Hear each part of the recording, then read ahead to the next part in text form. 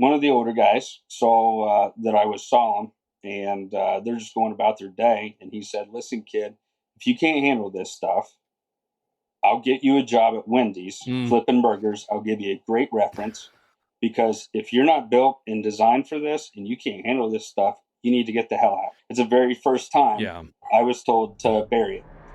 Welcome to E11evate, the gathering spot for first responders, their families, and the communities that support them. We bring you honest conversations and actionable insights, focused on building resilience and finding balance in places we never thought to look. Each episode is your open invitation to broaden your understanding, shed new light on perspectives, and explore new ways to manage the weight we carry. It's about fortifying bonds, welcoming fresh ideas, and acknowledging every step forward. Together, let's elevate. Hello and welcome back to the E11evate Podcast. I'm glad that you came in today to watch this episode, or if you're listening it on your favorite Apple or iHeartRadio or Spotify or any of the other places that you find us. Real quick before we get to our guest, I want to make sure that you like, subscribe, hit that bell on Facebook, or not on Facebook, sorry, on YouTube, to get a reminder that we put up a new show or we go live eventually once we go live. But with that being said, I want to get to my guest today. He was a gentleman that I met in a mindfulness class, and he is a local firefighter close to my hometown. Actually, I lived in Gahanna for a while, so it was you were part of my coverage area back in that day, or at least the department was. That you may not have been on the department then. But everybody, this is Andy Fey from Mifflin Township Fire Department. If I'm allowed to say that, I'll cut it out if I'm not. It's all good. I think it's fine. How you doing, Andy? No problem. Good. How are you, brother? I'm doing great, and thanks for coming back on. And we had a really good conversation when we did our little pre-talk for this, and you're a special guy. You've been through hell, and you've come out on the other side, and I can't wait for you to tell the part of your story that you want to tell, and some exciting stuff by the end of the conversation that you're going to share with the audience that you're doing and what you have done and what you're a part of. So we'll get to all that. So for now, just go ahead and tell us all about yourself. Share with us, who you are, what you do, how you came about becoming a firefighter. Just let the audience get to know you. Awesome. First of all, thanks for having me on, man. Anytime. Very honored. So born, raised in the country, went to a small farm school, which was perfect. We had about 20 students per teacher, 20 students in the class.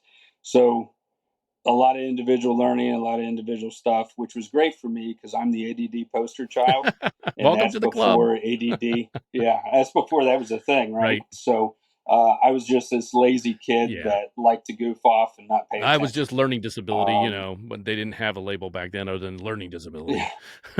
Yeah. So, but honestly had a great childhood. Generation X, grew up outside. I think that's when they had on TV at 10 p.m. Do you know where your children are? Right. So sometimes our parents forgot that they had kids out there running around. Oh, yeah, 100%. So, but the whole neighborhood took care of all of us. Yep. So we could run in if we were thirsty into a neighbor's house, into one of our other friends' houses, grab some lemonade or water and run right back out and go down, jump in the pond, fish, and just do whatever. So really, really cool, free childhood. But in first grade, we took a field trip and walked 2 blocks down and 1 block over from my elementary school to the old firehouse. Okay. And it was Pleasant Walnut Township's firehouse in Pleasantville, Ohio. Okay. And this older gentleman was showing us the truck, and of course he had a lit cigarette the entire time as he's showing us the trucks. And so a little different age. Probably drinking a beer. No, I'm just kidding. Yeah, no, not at all. So one of my most prized possessions that I've collected, and I collect some things here and there from the fire service, is a picture my mom took of me sitting in a 1974 Pierce Arrow fire truck. Okay. And stick shift. Ended up being the first fire truck I ever drove.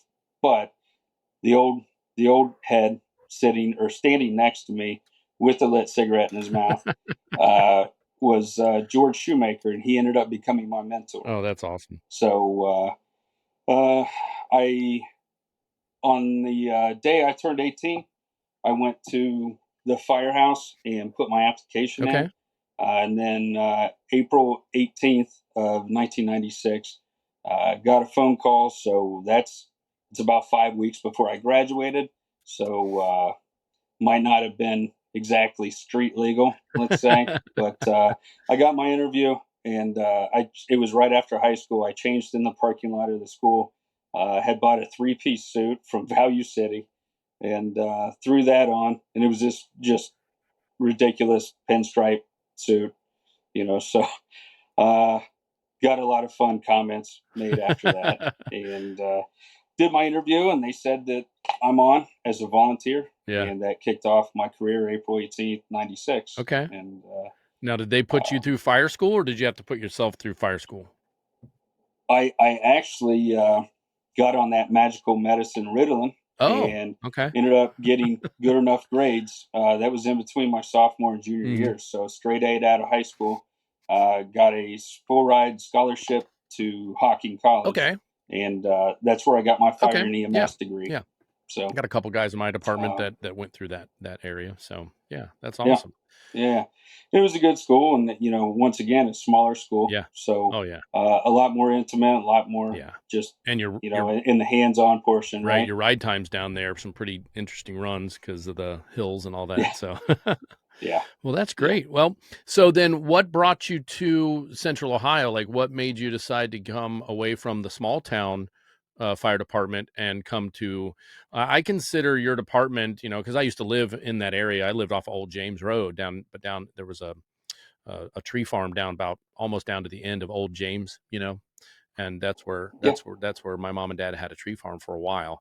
I grew up in Westerville, but then we moved to Gahanna when I was a freshman or sophomore in college and lived there for many years. But yeah, so what brought you to that department compared to serving in the smaller one?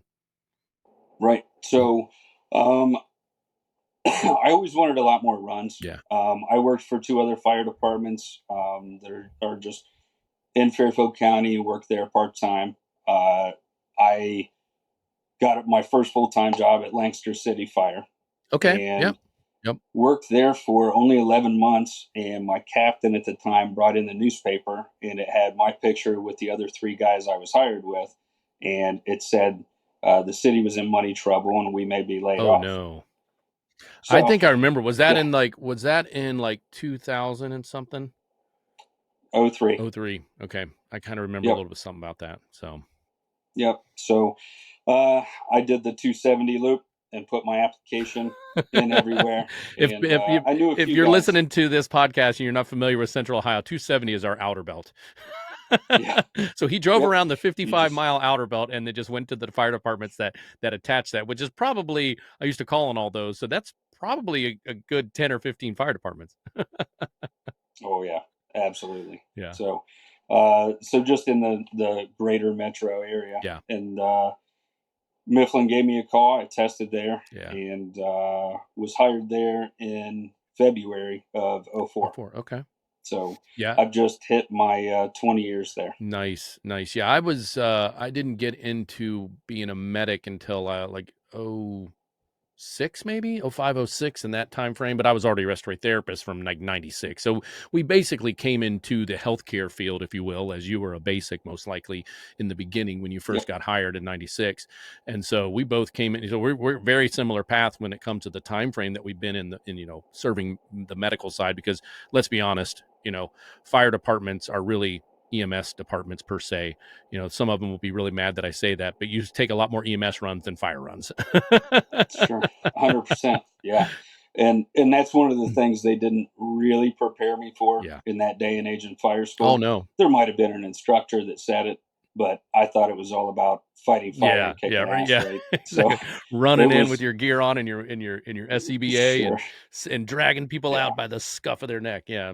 And then you get in the back of a medic and you're seeing stuff that, if you're not, I'm lucky enough. I came from the medical side of things. So I got a nice slow introduction to medical stuff. as I came through, Yeah.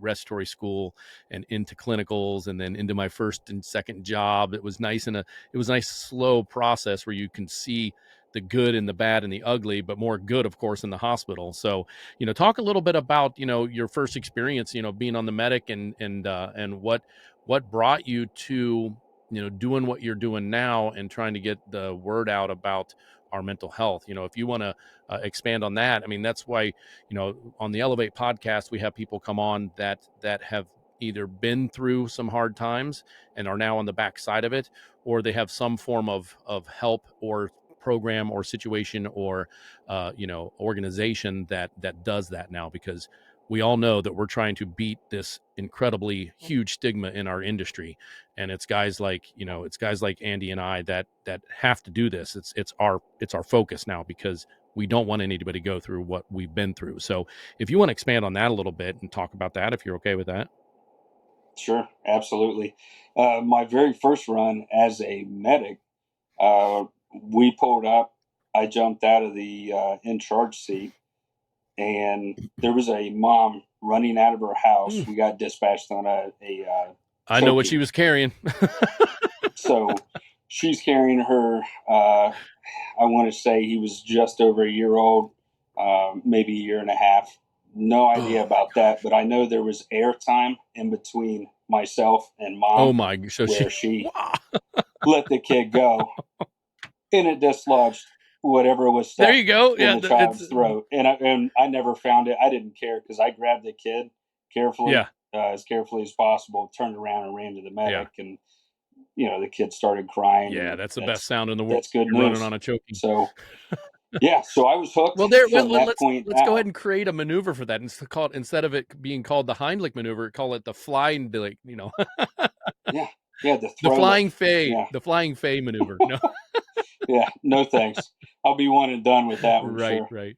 But so I was hooked, and I'm saving lives. Yeah, super young, right? Really wet behind the ears. Yeah. And my dad was a fireman also, and he had told me a lot of crazy stories, and so I started compiling some on my own. Yeah, but within the next month, I went on a elderly lady that had expired, and this was an earlier morning run, sometime during the night, and I was just kind of solemn. Once we came back to the firehouse, it was my first death professionally that I'd experienced, so I didn't really know how to handle it. Wasn't really told. We're told this stuff's going to happen. You're going to see it. But you're not. They don't ever prepare you for it. That's why I'm doing this. Yeah. So, and the thing was, she died of natural causes, right? Yeah. So it was just, it wasn't traumatic or anything. One of the older guys saw that I was solemn, and they're just going about their day. And he said, "Listen, kid, if you can't handle this stuff, I'll get you a job at Wendy's flipping burgers. I'll give you a great reference, because if you're not built and designed for this and you can't handle this stuff, you need to get the hell out." So it's the very first time I was told to bury it. Yeah. And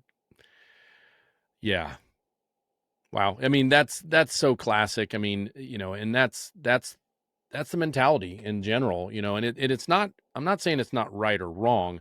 That's fine if you want to say that to someone, but on the backside of it, follow it up now with, "Hey, listen, you have to, most likely you acted in the moment and did what you knew. It's the aftermath that is what we're dealing with, so being able to deal with it and bury it is just not really, that's fine when you're young, but ultimately if you started packing, and then you started packing, and it started off real low, and how many years were you in before you had your moment? I mean, I was 20 years in of medical. I was, I'm about to hit April 18th will be 28 years. Okay. So this was, my rock bottom was in 2019. Okay. So I mean, it took years and years and years of this, this exposure with just pushing it down, swallowing it.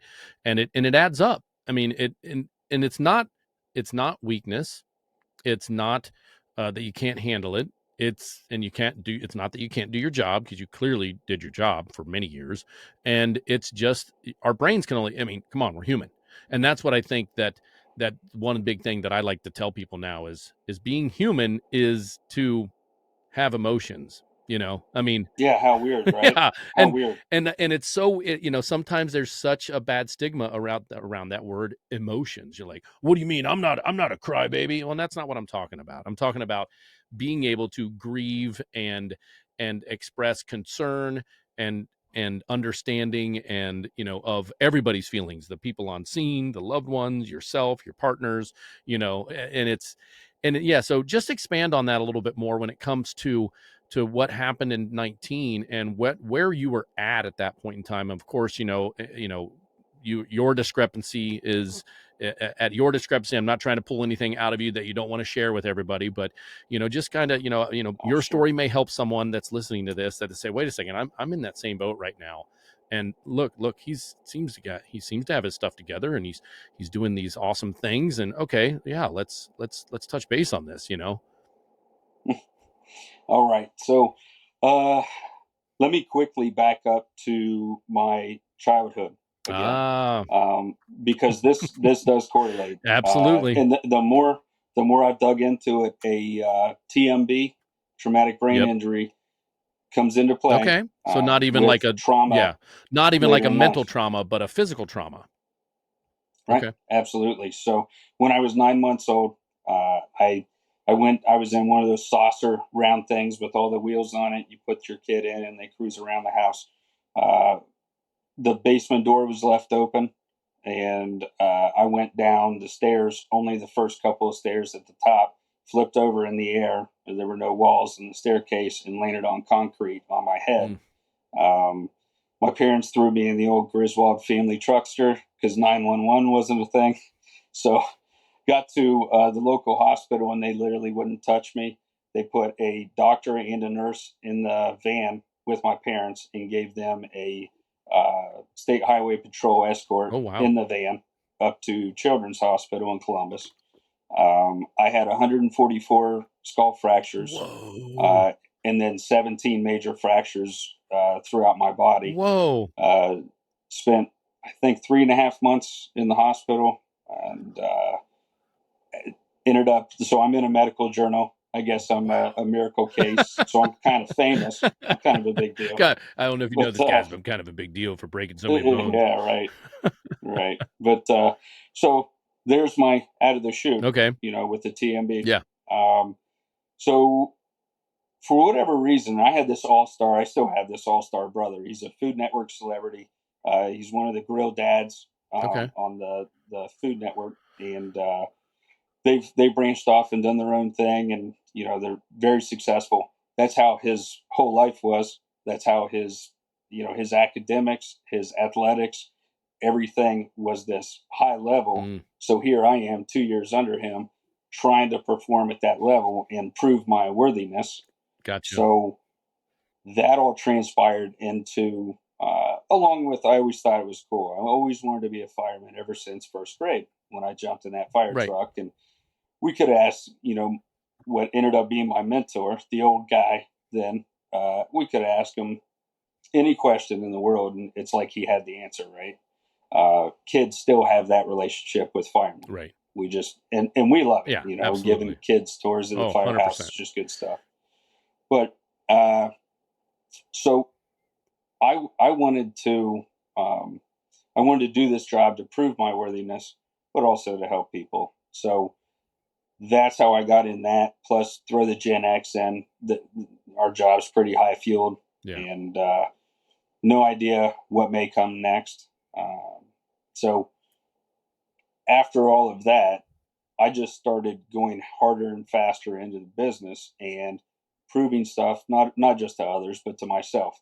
I'm 5'8" on a good day, Without so your boots? I don't Or have with that. your boots? No. Yeah, yeah, I don't have that big guy, ability to chuck a 24-footer like some of these guys can. Gotcha. So I had to learn a different way to do it, and just to still do the job.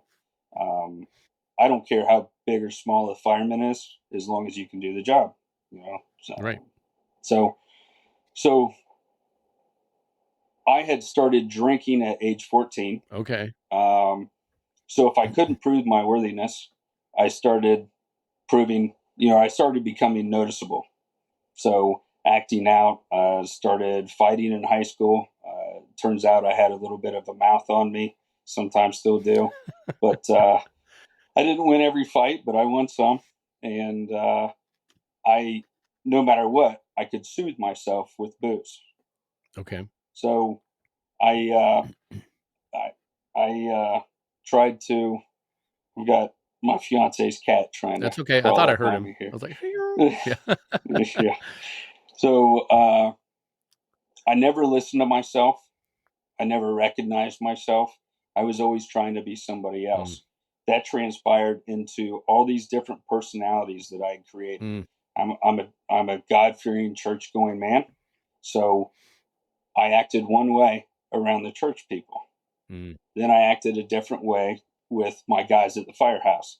Then I acted a different way with my family and a different way with my buddies that were non-fire service. So in the end, that's exhausting. Yeah, that's how many? Because That's 4 it's different people that you're trying to yeah, keep up with inside yeah. yourself. So Yeah. I'm running a racket, right? And anytime you're running a racket, it's not great business. Right. Right. And it's typically it's not sustainable. So um, I was exhausted.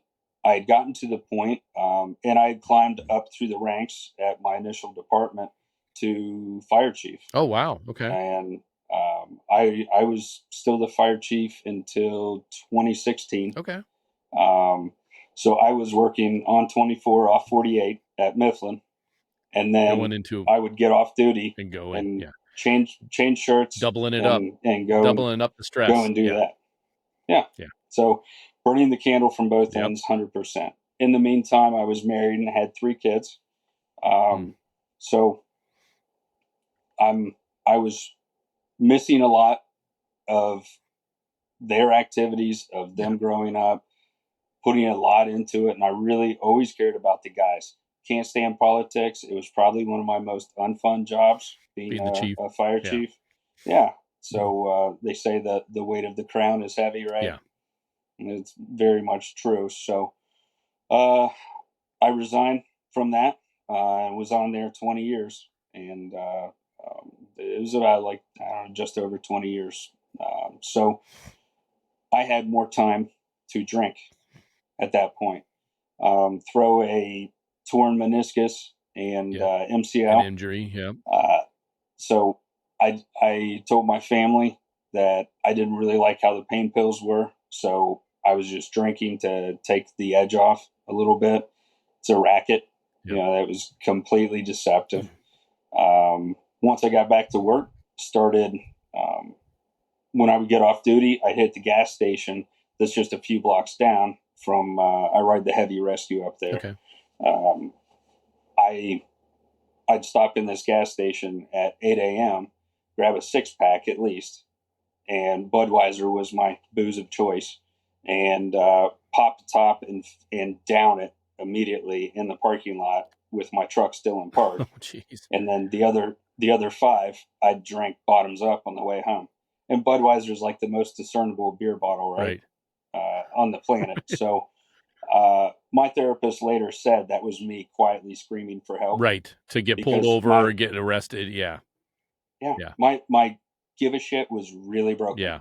It was, I honestly didn't care what kind of punishment or what kind of issues happened to me. So with yours, and I think this is what we spoke of, it wasn't like one major incident. It was your PTSD, if are we okay with saying that that's where you were with that? Oh, yeah. Your PTSD, absolutely. you when we had our pre-call, you gave me a portion of PTSD I'd never heard of. It's that CPTSD, I believe is what you called it, where it's cumulative. Yeah.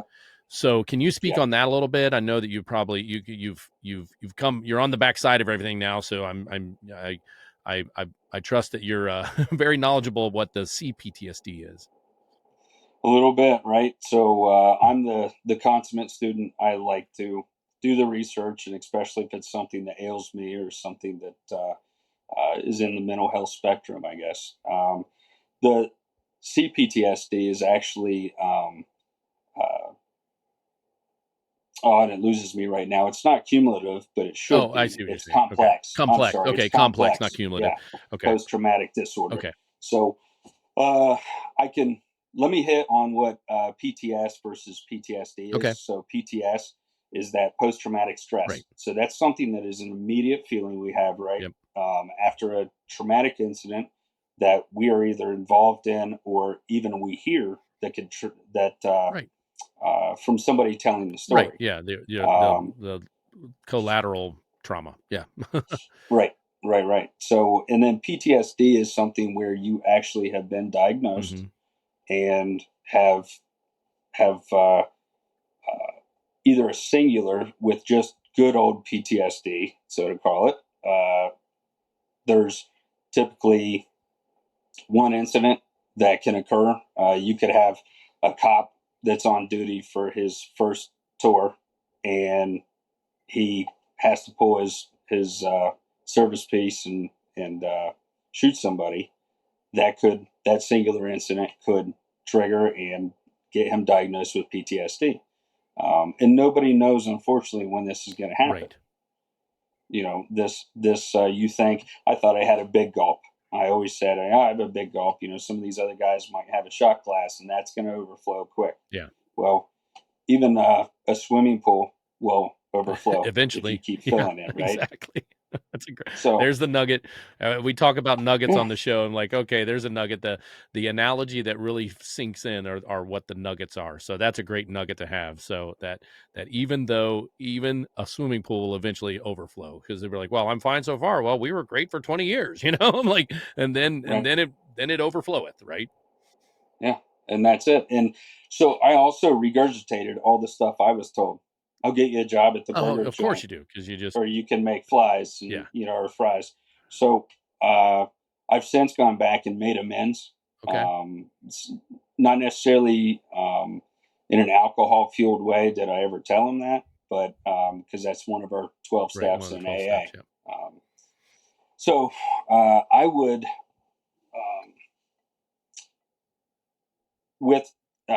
I'll get back to, so PTSD, that's that explained. CPTSD, complex, is that multitude, just that pile. So your cup keeps filling. You keep tucking it down wherever you can find a place to store it. Typically, you find something to numb yourself out with. But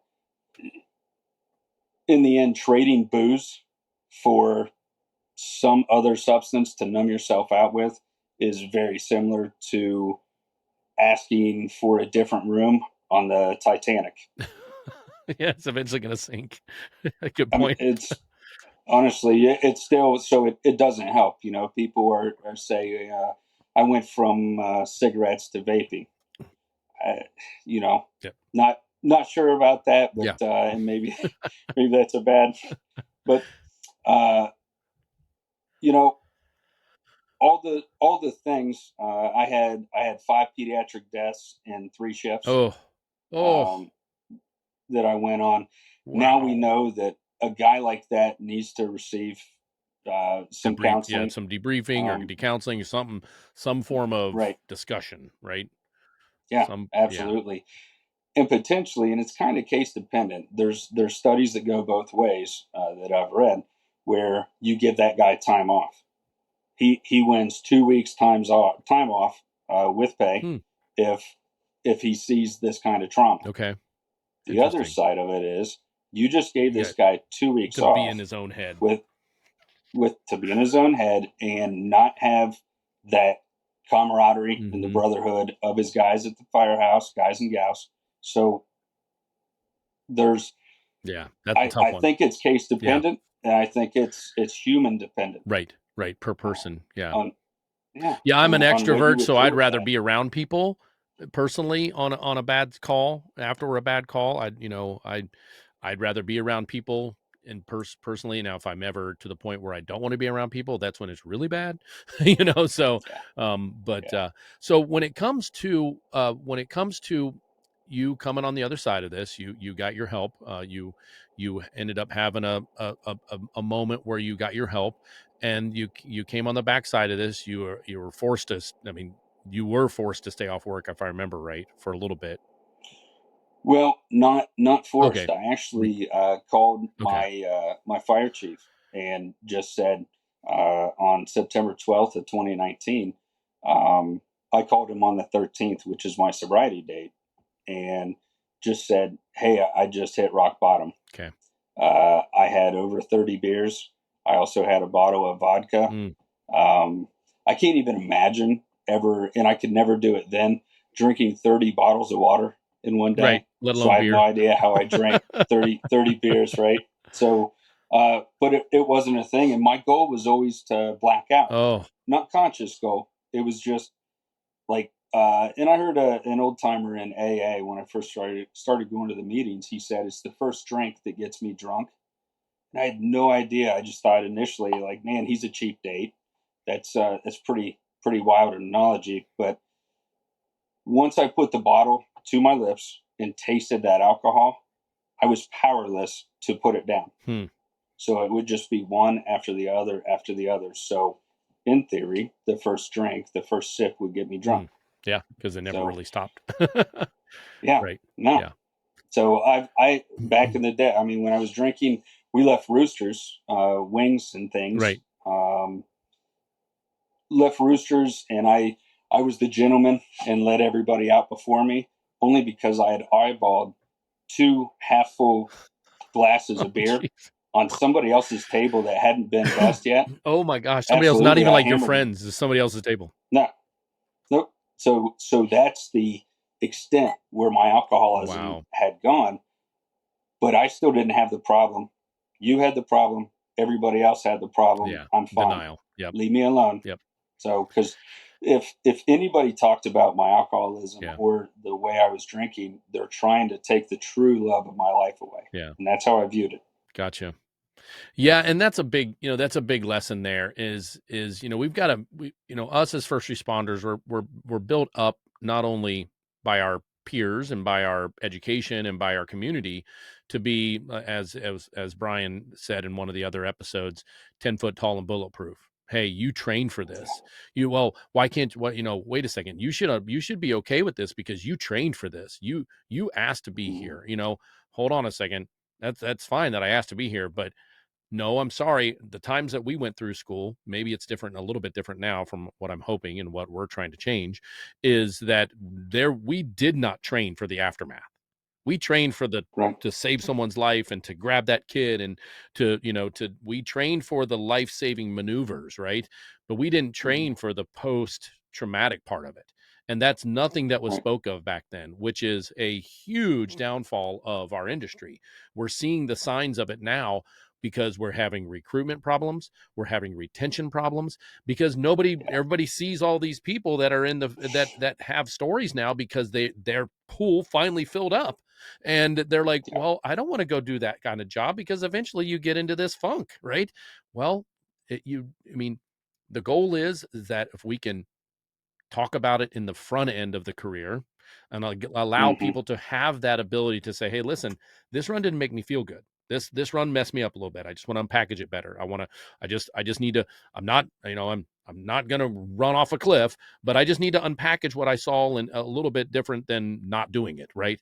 And it's just Yeah. one of those things where it's not that we're less tough. I think it's going to be when we finally get this through the thick skulls of the first responder world, is that this is going to be the toughest that we'll ever be. Yeah. Oh yeah. That plain and simple. You're not tough until you can unpackage a bad thing that you helped with, that you did the best you could in your capability, whether it was success or not. If you can't unpackage that properly, that's what's not going to be not tough, right? like I want to Right. see you show me your toughness when you can unpackage this properly and you understand it and you can be humble and you can accept the fact that whatever it is. And it kind of goes back to what you were saying, that you had the problem, not me. You had the problem, not me. You have a problem with me, but I don't have a problem with me. Well, that's not being humble. And that's another big No. topic that we spoke of in another episode, was that humility aspect.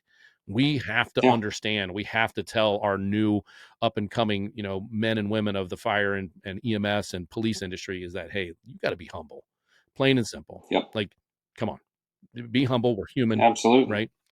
So with that being said, I want to make sure that we get on the backside of talking about the Phoenix Project and what your involvement is there and how that started and all the information that you have for this amazing project that you helped get off the ground. So can you speak more about the Phoenix Project? Absolutely. There were a handful of us in Central Ohio that had been through Save a Warrior, started with AA, gotten through, um, I guess, the Center of Excellence in Maryland, and just really trying to give back and trying to get the word out there. So we sat down in early 2023, actually, last year, and just started thinking and brainstorming and saying, you know what, there isn't any symposiums right here in Central Ohio solely dedicated to good mental health and mental fitness. So let's create something, and we we made it look like we knew what we were doing last year. So Did it anybody went off have any great. experience? Oh, so last year was your first year. Okay. That was our first year. Yeah. Wow. So when you co-created, how many people co-created it with you that you got together Like with? I said, there were. I mean, initially there were 3 or 4 of us, Okay. All right. and it was basically sitting around the table, drinking coffee, Yeah. texting each other, a phone I call was here getting and ready there. to, I thought you were going to say drinking a beer, and I'm like, wait a second. No. Yeah, Yeah, those days that's are not my over. playbook anymore. Right. But yeah, we just all we had this common vision, this common goal, and we wanted to put everything in play. So we started calling people that we knew could get this done. We Okay. have some guys that are Your amazing network. with Yeah. social media, and Yeah. just Started started doing it. rolling. Where Yeah. did you guys land on the name? Like, how did you guys get across how did you come up with the name? It's a great name. So the Phoenix Project, the Phoenix is out of the ashes, out of the Yep. fire. Yep. So it's somewhat of a rebirth. Mm-hmm. I got some rehab ink there. Nice. So and then after I went to Saw, I got one on this arm. So Wow.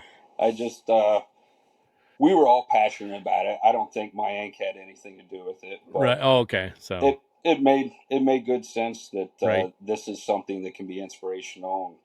Right. The Phoenix just kind of stood out to us. Yeah, yeah, of course, because it's the people that rise from the ashes. That's what the Phoenix is all about. I've got a couple of friends of mine that have used the Phoenix mantra to describe what they're doing through the ashes that they came through and the traumas that they dealt with. So it's pretty cool, really cool.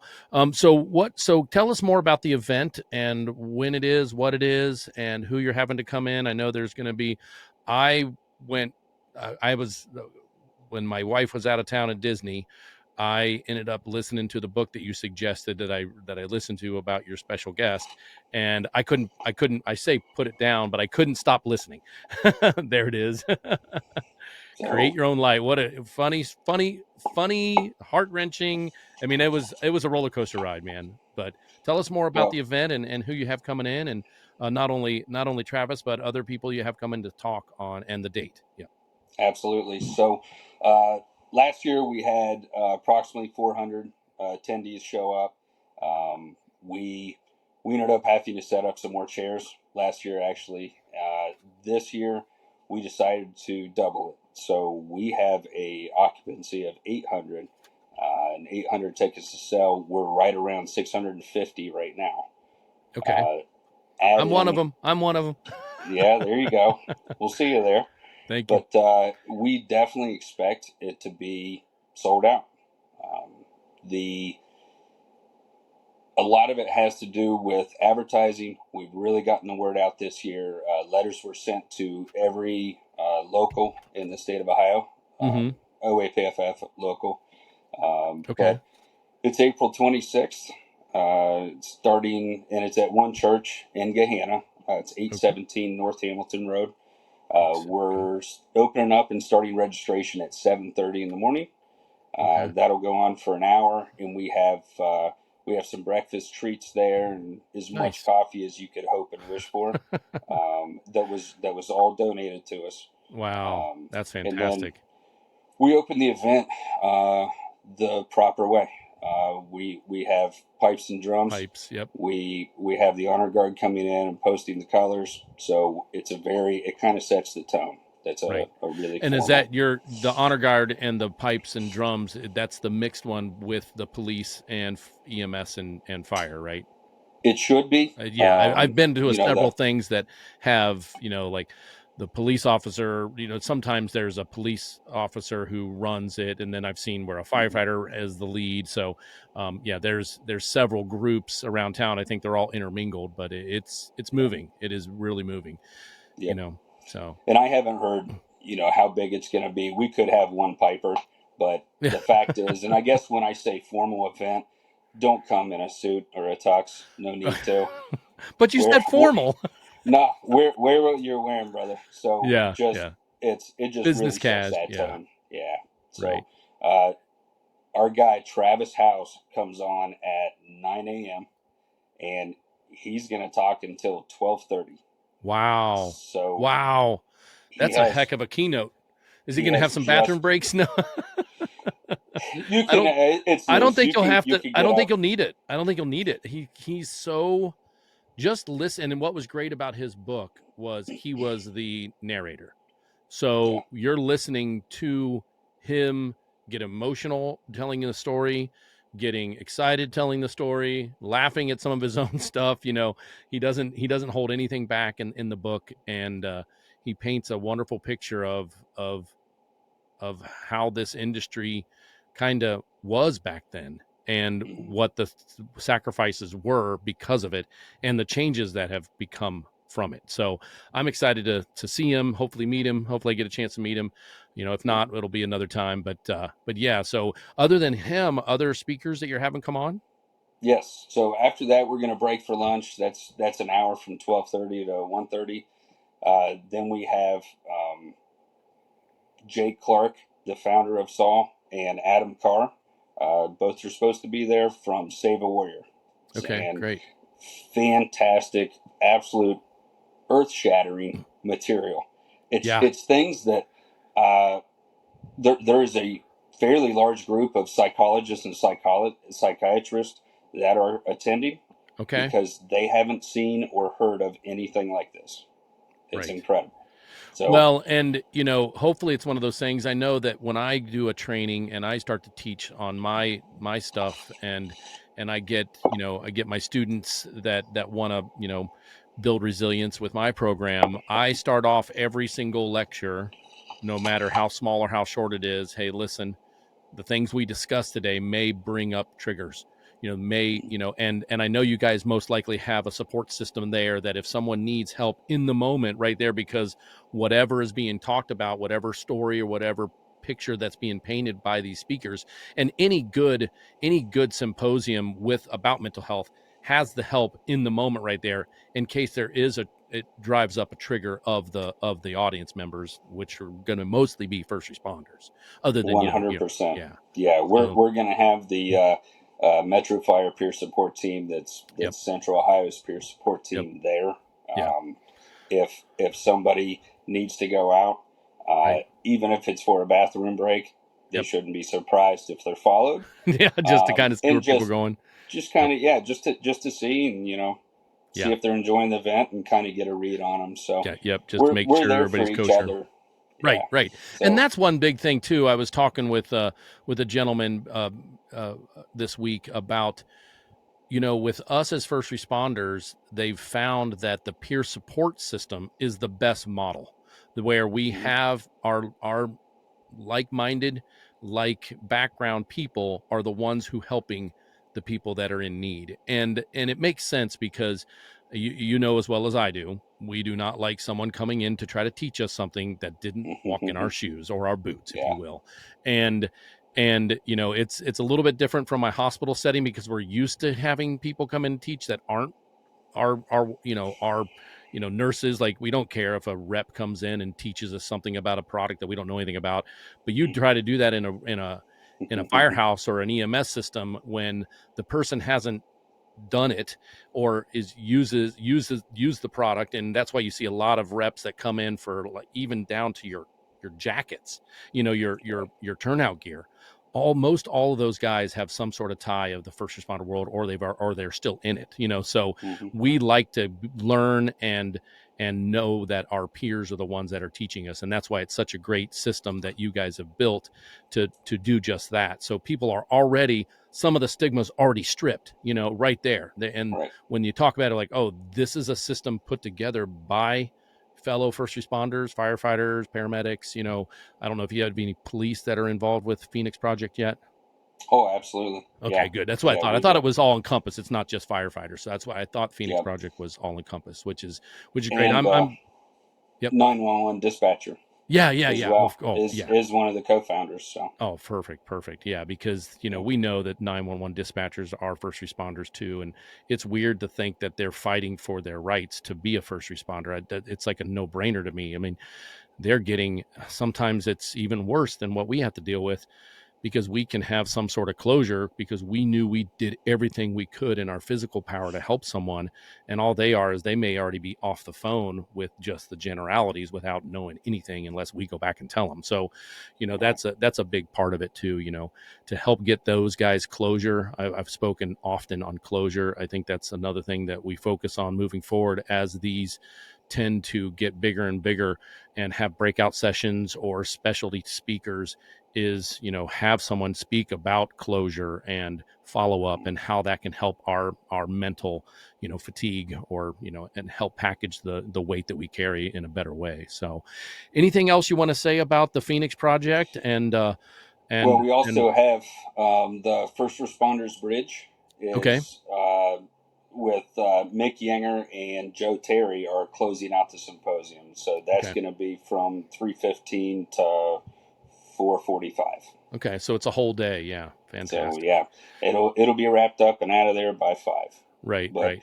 Just like last year, we predict guys are probably going to hang out for quite some time afterwards in the parking lot, just like we do after a fire. Yeah, exactly, and talk and network, and if find out who else can help the next year. I mean, the best events start the second after the new event, the most recent event stops. The next year starts right then. Nobody thinks that any big events like that I've been a part of, we don't, we haven't waited much longer than a couple of minutes after the event to start even sharing notes or taking notes on what could be better for the next year, or what could be enhanced, and things that we could do. So I'm super excited to be there. I mean, to me, I'm wearing my colors proud, and I went to the spring game this weekend, and I had that feeling of, I can't wait to get there. And then I get in the stadium, I'm like, oh, I'm finally here.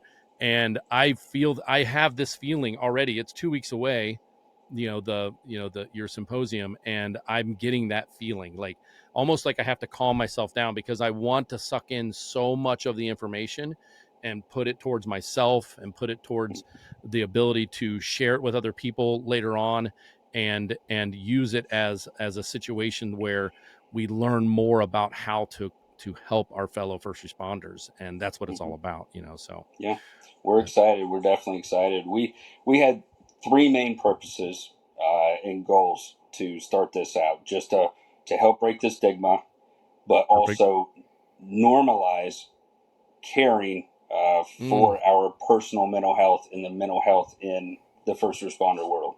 Right. So that normalization is so important, because we are not going to get where we need to be, where we all who have been on the backside of a situation where it's affected us tremendously, like it has for so many.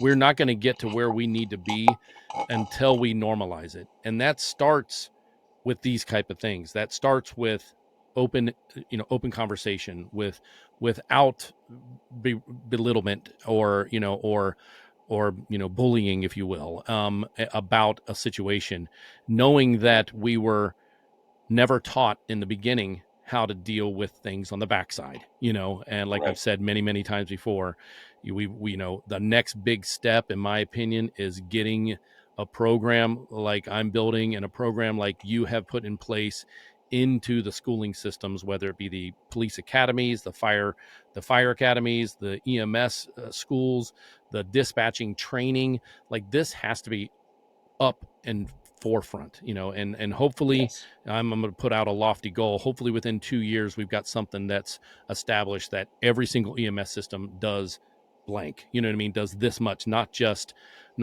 oh yeah, we want to make sure that we have a guide dog here that helps with, not that it's not important to have that, but it's not a one afternoon thing. As we know, habits form over time, and to get this, to build that strength, not only the physical strength and the knowledge strength that we build while we're in our training, we also need to make sure that they know that we need to build the mental strength. Right. That's when we'll really be solid. Yeah. Right. So we have annual department physicals every year at the firehouse. My fire department in Mifflin, we also have a mental wellness physical. Oh. We go to a psychologist once a year, and we sit with them for an hour. We can talk about whatever we want. Of course, it's confidential, and they only have to tell our HR person that one of three things: that we are fit for duty and able to return, or that we are fit for duty but need to return and have another session or two, or that we are unfit for duty and need to return. After a session, there really isn't punitive damages, even if, because I was unfit for duty once upon a time and was told I needed to return. I knew I needed more help. I knew I needed to talk to somebody. So grudgingly, I went. Right. But the fact is, the good thing is I went. Yeah, so, exactly. And you're where you're at now because of it. And, that's where the real hero, I mean, I know we don't like to be called heroes, but that's where it really, you were your own hero, because you finally said, hey, enough's enough, in my opinion. I found my mirror. Yeah. I looked in the mirror, and it was, didn't feel right? Heroic. It didn't feel heroic. It was very humbling. And, which is important. Throw some shame in there too. Well, we don't grow until we have shame, laid upon us. That's for sure. So that one stings. So another purpose we had was to provide resources. So we have all these vendors at the symposium. They're going to be in the lobby. You're going to see them right as you're entering into the symposium. We have everything from fitness programs and gyms to service animals, including horses. We have inpatient and IOP programs and facilities that will be there talking about what they do. Fire department chaplains. It's just this big array. And then there's some resiliency centers there. So just really good, all-encompassing mental health professionals, all there and all ready to explain what they do. Right. So that's fantastic. So that's a good thing. We didn't want to just talk about mental health. Right. You want to be able to provide it. Ship them on their way. That's right? important. And provide it and give them the tools. That's exactly what I talk about in my course, is that it's not just about the talk. It's about providing tools and the avenues for people to get what they need, whatever that is, pre-resilience training or, hey, I'm in crisis, I need something now. And it sounds like the Phoenix Project is providing that. Can't wait to see it. Can't wait to be a part of it and be a participant and enjoy the day and be around, fellow minded people that are just there wanting to help one another, or, people that are looking for help. So once again, anything else you want to say? We can wrap this up. And no, I think we nailed it. Yeah, I think so too. I thank you so much for all the accommodations that we've gone through to get to this point, to get you on the podcast. And once again, everybody, I appreciate you tuning in. And don't forget to hit that like, subscribe, and share button. Hit that bell so you get a notification when we put new episodes up, as well as, if we we start to go live here in the future, you'll get a notification when we go live as well. And if you're listening to this and this message resonates with you, please don't hesitate to, all the information that we're talking about will be down in the description. All the, Andy is providing me with all the links and the descriptions for all the things that we spoke about in the podcast today. Those will be down there.